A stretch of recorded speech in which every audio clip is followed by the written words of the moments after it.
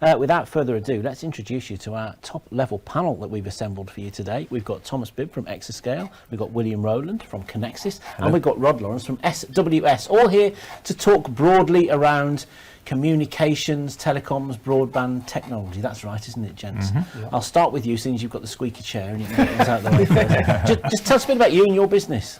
So Exascale predominantly is based in Telford. We've got our own fibre to premise network to both homes and businesses, as well as nationally, using partners such as Openreach, Vodafone and others to connect businesses all around the country. Our predominant focus at present is connecting rural communities. So most recently we connected the village of Horton. I saw a picture of you, one of your vans on the Queen's pub car park earlier this week. So recently we connected the pub, and we're moving away from Horton now because it's nearly complete, onto Preston the Wheel Moors and Kinnersley. And we've got other projects which we've secured with the Department of Culture, Media and Sport to roll out in Telford, which we've not yet announced either. And how do you decide which communities you connect? Is it contracts given to you, or is it based on demand, or how does it work? So generally what we look at communities which are underserved or haven't got sufficient speeds, and which enable them to get government subsidy to enable the connectivity to happen. So generally that's how we select areas, or business estates where connectivity is lacking. And there's opportunities there to connect businesses to higher speed broadband, And Bill, I'll come to you in a minute, but I know that Rod, your company does something very similar to this, doesn't it? Sort of over the southwest Shropshire area. Is it sort of Ponsonby, Minsterley area? Is it the same kind of thing? It is very similar. We tend to try and, up to now we've done very much like Exascale has done just villages and clusters in that respect. But we're trying to make it now broader so that we will try and hit every single premise that is eligible for a voucher, as they say, and basically every single premise which cannot get ultra-fast broadband. And how do you become eligible for a voucher? How does it work? Ooh, it's very tricky, That's one. difficult to talk about in 20 minutes, isn't it? Yes, 20 minutes would only just skim the surface. DCMS know where all their slow speed connections are from most likely Openreach data. They then put that into the UPRN data and say this premise can get such and such. Anything under 30 megs is basically really deemed as poor nowadays. Anything over, I think, 90 or 100 megs is sort of sufficient, but they're all aiming to get fibre to everywhere. So they put it all into there. They've got, as Thomas says, they do the procurement, the PRPs as such, and they also then do the massive procurement. So Shropshire has had some massive procurements going on, which are coming to finalisation now, and then we go along and build afterwards. And I mean, Bill, from your point of view, your company, you're about very much keeping people connected wherever they are, aren't you? Whether they are in their home, in their office. How much has your world changed in the last few years? Well, the first thing is we are business focused as opposed to residential, if I'm honest. We've been established 25 years, something I'm very proud of, and I think we consider ourselves to be the independent, impartial advisor, really. So we're a reseller of product. So what we're looking for from the service providers, and there are plenty now actually, is product to take to our installed customer base to offer them the alternative of provider for decent internet.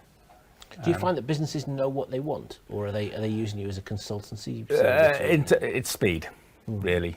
In its most basic format, it's speed. And then what we're looking to do is to overlay voice over IP, VoIP connectivity, which is replacing ISDN and analog lines as well. December. Some of that's going to be obsolete very soon, isn't it? Absolutely. No, even what people don't realise is, whilst I think the business community understands that ISDN, digital exchange lines, are going end of life, so are all PSTN services. So your regular home telephone line will be an internet-only service as of 31st of December 2025. And I don't think that is publicised as much as it should be. And for lots of people, our generation and younger, I don't think it's an issue. You can port your home telephone number onto a mobile device, do what you like. But for the older generation that are used to a landline, it won't be there. And more than that, the replacement, if somebody wants a physical telephone at home, is a VoIP, a voice over IP handset, which requires power. So in the unlikely event of a power cut, there will be no connectivity to that home. So I think that point needs to be fleshed out. But from our perspective, what our customers are after is internet speed, really. That's the key thing, isn't it? You were Yeah. talking, Rob, about the fact that speed and the different levels of what you're looking at now. I mean, at home, I'm on 70 megabyte connection, but I can remember being really excited when we got a 512 megabyte kilobyte connection, Yeah, you know, dial-up. back in the dial-up days. And I worked where I live in Shrewsbury to get the Halskett telephone exchange upgraded to ADSL. We had to do these campaigns with BT. And you kind of got some vouchers for doing it. And we were knocking on doors, getting people to sign up to get the exchange upgrades. So that's changed so much, hasn't it? Oh, yeah. in that time? Yeah. Yeah. Because Thomas, you've gone very much at Exascale down the road of trying to set up sort of community ambassadors, haven't you, to try to Yes. help So sort of prove a case. So it's on that point, Carl. What we try and do is work with the community and take them on the journey of delivering improved infrastructure, because if we don't get enough sign-ups in that area, it doesn't really make the project commercially viable. So what we try and do is we try and hold town hall meetings or village hall meetings to bring everybody together and explain what the difference is between what everybody sees as fibre today, which is fibre to the cabinet over the copper phone line, to fibre which is all the way from a network site or an exchange or a cabinet all the way to the premise. So we explain all the intricacies around that, as well as what will happen during the period of when we're installing the infrastructure, disruption, trying to keep that at a minimum, working the local highways, etc. So we try and take them on that journey, because it's quite daunting for some people to understand the whole process.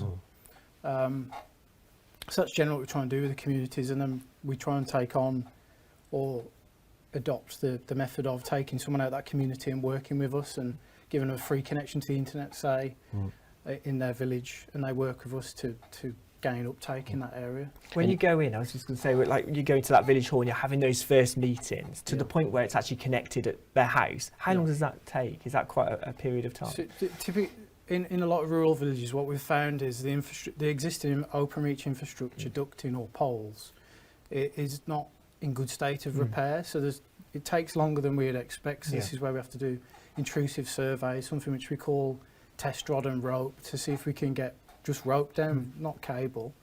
And then we get a better picture of how long it will take to deliver the infrastructure and how we can phase it to deliver it and connect people as we go, in essence. You know. We always hear, don't we, in the headlines that Shropshire is perceived as being rural backwater, not at the forefront, forgotten parts of the county, particularly the small towns, villages, hamlets. Is that the case now? You know, are we really trailing as far behind? I don't think so, actually. There is a plethora of choice out there now, from wireless providers, the likes of Unitron or Userve or Airband, to alternative physical network service providers that are putting fibre in the ground, direct connect fibre. We just lined up with another company for Shrewsbury last week, full fibre. They're rolling out gigabit speed, full fibre. It's a synchronous service, which means it's same speed up and down. No, I'm sorry, it's asynchronous, as opposed to direct connect, but it's still a fibre-based service. And the great thing about the marketplace at the moment is that more and more organisations such as Exascale and SWS and these others are coming to the fore, and it's not so much about choice, it's more about availability. So when Openreach made the announcement they were taking product end of life December 2025, I guess that Ofcom and the government knew that there would be other service providers that would come in and fill the void, because Openreach are really not in a position to do it themselves. They're really not. I mean, you say it's not just about choice, but to be fair, the fact that there is choice now is one of the big things, maybe, Rod, isn't it? That perhaps if you roll back 5-6 years, that was one of the problems, wasn't it? You didn't have many options. Well, it is very much that. We're going into, the towns around South Shropshire, Church Stretton, Bishop's Castle, Craven Arms, where we've actually got services about to go live there. And we're giving them the choice to go to the full fibre, and, to put it bluntly, we're going in with 10 gig services. So somebody could take a 10 gig from us, and it is synchronous, so it'll be up and down. So we can then also offer the business standard that they wish. So it's giving the businesses a choice rather than just going to Openreach. They're also going to have the choice of going to a service which we can provide and we can deliver to anywhere in the country. When you're going in and telling people they could achieve those speeds in these villages, I bet they're quite happy, aren't they? Well, yeah, they are, thankfully. Yeah. I mean, realistically, we're trying to deliver a central London standard of connection to, small villages like Stiperstones, in South Shropshire. And, Stiperstones is, a lovely example of how we can get that service there. In terms of business, this is helping business because there's businesses moving into these areas that potentially wouldn't be able to before because they wouldn't have had that connection that they'd require. Yes, I mean, we've got there's the business park in Craven Arms, which we've got connections on there, and there's some very good international clients on there, and we can provide them with a service which can get them a service as good as anywhere else. And Tommy, you mentioned Horton. What other rural communities in the sort of Telford and Wrekin area then are you looking at the moment? What's the rollout plans? So obviously we've practically completed Horton now, gaining near 90% penetration, so that connecting majority of the homes and businesses in that area. We're moving on to Preston-on-the-Weald Moors, Kinnersley, and we've also secured gigabit voucher funding, which we've started to market in Lilleshall and also Chetwyn Aston. Yeah. So it's very much the rural communities in that sort of That's definitely umbrella across the north of Telford. yeah, that's definitely our focus at the moment, and also expanding our reach on business estates as well. It's worth making the point also, I think, that actually probably residential, the requirement in the residential sector for speed or high speed is greater than in business, because a lot of businesses have 200, 300, 400, half a gig of service, and they probably actually don't need that. Whereas in the home marketplace, where people are streaming, gaming, watching video online, etc., there is a greater requirement for those higher speeds. But I mean, it's worth mentioning also mobile. We, if somebody has an issue with an internet service, we've got some routers with 4G SIM cards in them, and we'll just take them out there to give them some form of internet access in the short term. And you'd be surprised, we can have it in for 2 and 3, 4, maybe a week long whilst Openreach are sorting issues out, and the customer doesn't. Yes, they notice a difference, but they can function. They still They've function. got They that can function connectivity. It's like effectively. when the internet goes down at home for me, Yeah. for a couple of minutes, you're thinking it's gone. It is that and fourth 5G's on the service way. now. 5G is being rolled out. So yeah, And of course, that's become more important in the last 2 or 3 years because more people have switched to home working or hybrid Yes. working Yeah. since COVID, haven't they? So Yeah. has that changed the typical kind of customers that all of you guys maybe have now? From our perspective, what we noticed is that, like everywhere else, everybody wanted to go and work from home. There's absolutely a drive back to be back in the office now, without doubt. And I think it's that flexibility of flexible working. If you ask somebody, do a survey in an organisation, what would be your preference? I guarantee you it'll be 2 to 3 days working from home, 2 to 3 days working in the office, and a day floating somewhere in between. Yeah. Guarantee that's what they want. But we know of organisations that are saying, yep, you're office-based and that's it, with flexibility. So I think that there is a natural. I mean, we're social interactive animals. We want to be in a working environment. As somebody said to me when in the thick of COVID, that they'd taken on a graduate, and this is about 9 months later, and they're not a big organisation, 30 or 40 people, and one of the partners had never even met this graduate. Why would he? Yeah. So to get your profile, to learn from your contemporaries and your peers, doesn't happen if you're home working. No. What about either of you two guys? Have you seen your typical customer base change as a result of our lifestyle shifts? I suppose, going back to when the COVID first started, then it's because we had the fixed wireless we still have the fixed wireless network.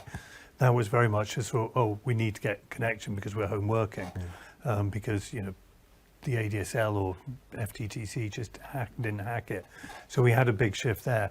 And thankfully we kept most of those customers, and we are moving them over to fibre as and when we go into those areas. So, there was a big increase, yes. What about you, Thomas? What to say? During COVID, I think that's when we started the journey of really ramping up the fibre network delivery, and we've seen during COVID, I think various other well-known providers struggled with the demand on their networks because they wasn't used to the demand from residential users. It was more business-based. So we've seen a massive uptick in residential orders during the COVID period. So that was probably one of our best years, to be honest. And since then, we've seen that the residential market just keeps growing, and also from a business standpoint, we've seen people trying to cut costs during the current cost of living crisis, but also there's more focus on quality of service, customer service, and also latency. And I don't think latency spoke about that often, but you can have a really fast connection but high latency, and that could be just as bad as having a slow connection. Do you know what I mean? So we deliver quality speeds with low latency, which is great for cloud working, real-time I was applications. going to say voice over IP and things like that, Etc. and video calling, I guess, as well. Yeah. Yeah. And is it also crucial from that point of view, if we're talking about customer service, the fact that, you know, you are all here, Shropshire-based people, you know the county, you know the people, you are local people, you're not in a call centre on the other side of the world. And I don't know, Chris and I have, you know, had lots of people in the studio here who are saying that we want to do business with other local Shropshire businesses. So that's got to be a big selling point for this, really. I think you need to come and work for me, Carl. Get the message out there. Make me an offer. Is that important? Do you find that? Absolutely, absolutely. Very much so. You know, people buy from people, and you want to deal locally where you can. I think one other point worth mentioning also is that it's widely acknowledged now that, you know, that internet connection is a basic utility. It is a fundamental requirement of everyday life. And I think that's probably been an evolution over the last maybe 5 years, that acknowledgement and acceptance that every home has got to have decent internet, because you can't bank without it. There's so much that you can't do now without a decent internet connection. You're disadvantaged now if you haven't got Absolutely. an internet connection that's decent at home. Yeah. I mean, I guess as well, you know, 15, 20 years ago, the most important thing when you were looking to buy a property for a lot of people with families is what school catchment area you're in. But now there's other considerations, you know, sort of what's the connectivity. Well, I think like, I think don't estate agents rate that? I They think do. that they Yes, do. if you go to Rightmove, I think there's Yeah. a little Yeah. signal meter, isn't there, that tells you what your speed is that you could potentially get at that property. Yeah. But on the basis of residential homes as well, there's quite a number of articles online that suggests that if there's fibre connectivity available at premises, there's an uptick in the value of the home. Yes, that is by another up point, to £5,000. Yeah. Yeah. So there's varied benefits. Yeah.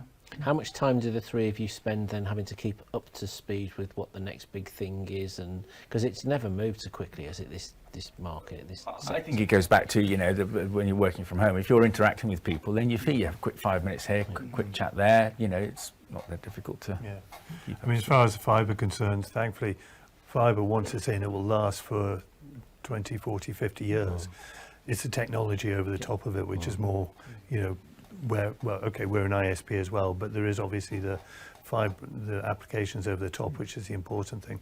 We just got to get the fibre there, so no one can argue. And in terms of your targets for that, have you got how do you break it down? Have you got an annual target and sort of, you know, where do you need to be? Yeah, I mean, we've got some investors who have put in a lot of money for us to build out these networks. They've got targets of, you know, total homes passed, as well as, you know, the number of actual connections.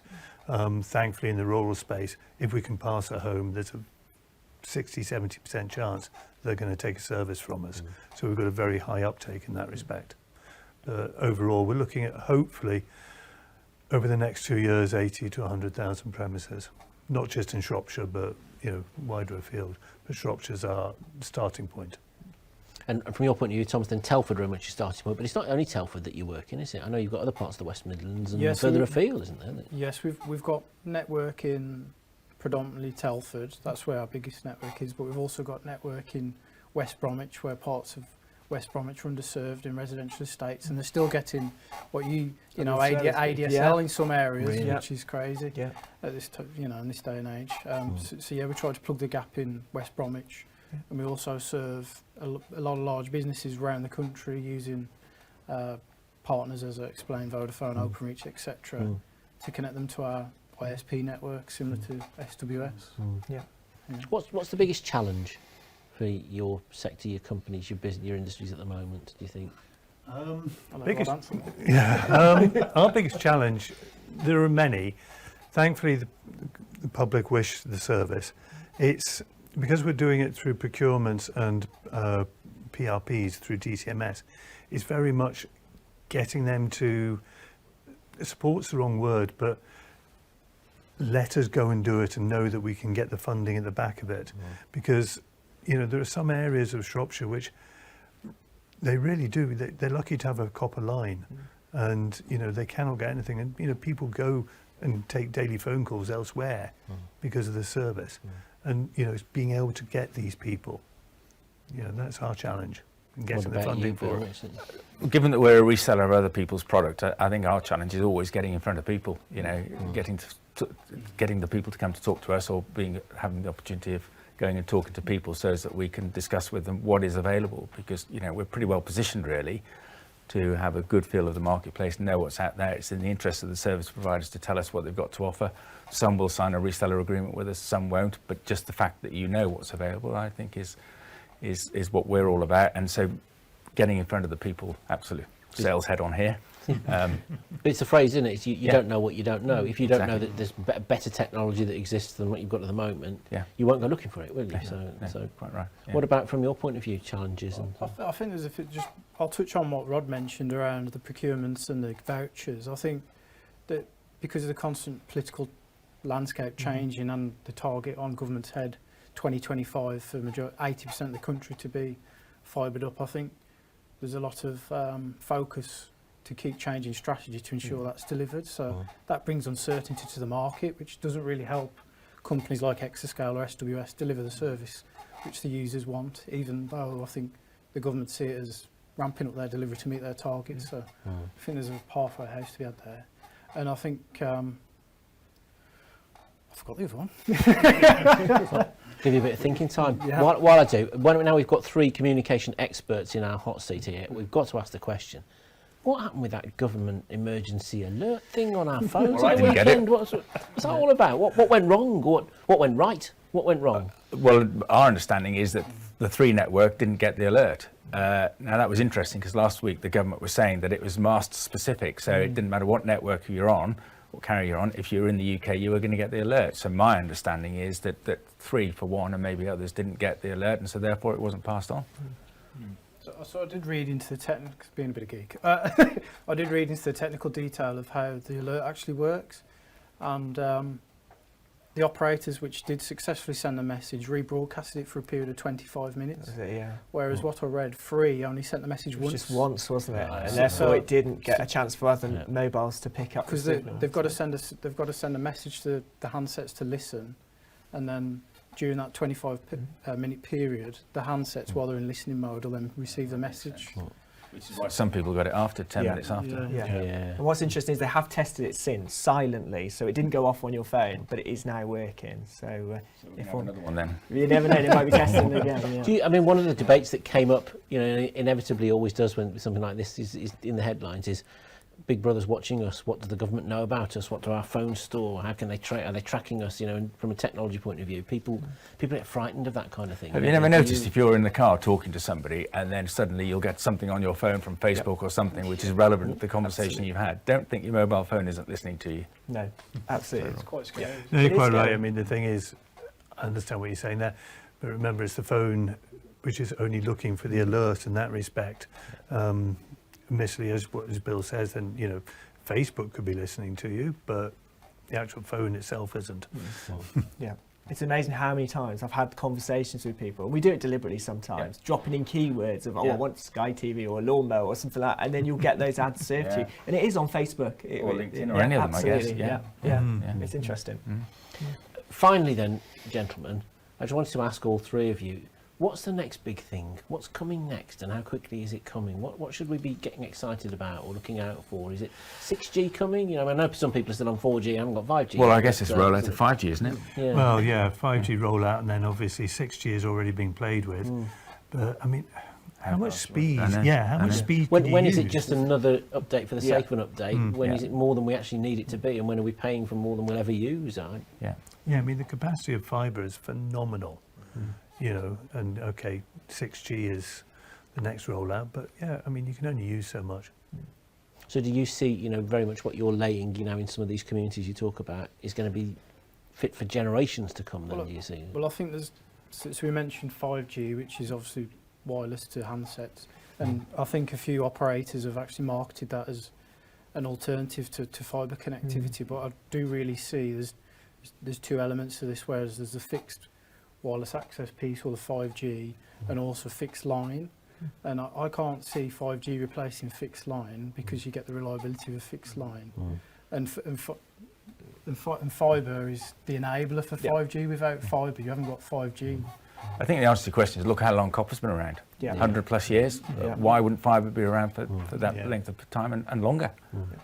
There's Once also it's in. there's also a general feeling, rightly or wrongly, and correct me if you don't agree, that sometimes Shropshire as well maybe isn't right at the forefront of the innovation. We're maybe in the second wave. We'll look and see what happens in other parts of the world or other parts of the Is that country. a bad thing?